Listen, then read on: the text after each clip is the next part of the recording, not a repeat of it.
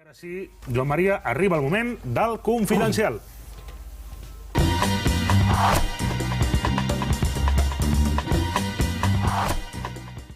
Molt bé, Joan Maria. Bé, de què parlem avui? Avui explicarem que el cos tècnic del Barça, amb Luis Enrique al capdavant, prioritza a l'hora de fer els fitxatges el mercat nacional. És un entrenador que vol rendiment immediat i només heu de veure que els grans fitxatges que s'han fet venien d'aquí. Bravo ningú s'ho pensava, ja estava fitxat Ter Stegen, va venir Bravo. Rakitic, i ara, tot i sent estranger, venia del Sevilla, amb 3 temporades ja d'aclimatació a la Lliga Espanyola. Ara vol el mateix, repesca Suárez, que ha estat en el Sevilla i el Villarreal, en aquest interín que ha estat cedit.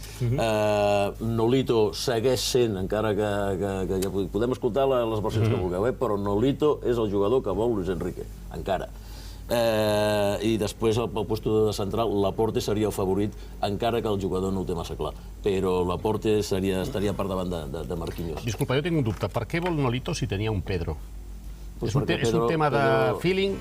No, Pedro jo crec que era un tema. Pedro, bàsicament, el jugador és veritat que volia seguir jugant, volia jugar, qui veia que tenia les portes absolutament tancades, li va venir una oferta d'aquelles que no podia dir que no, i el més important, al Barça li va venir molt bé, però molt bé, vendre aquest jugador per 30 milions. Va ser una cosa que va interessar a tots. Ara va deixar un problema a l'equip que encara no s'ha resolt, això és evident.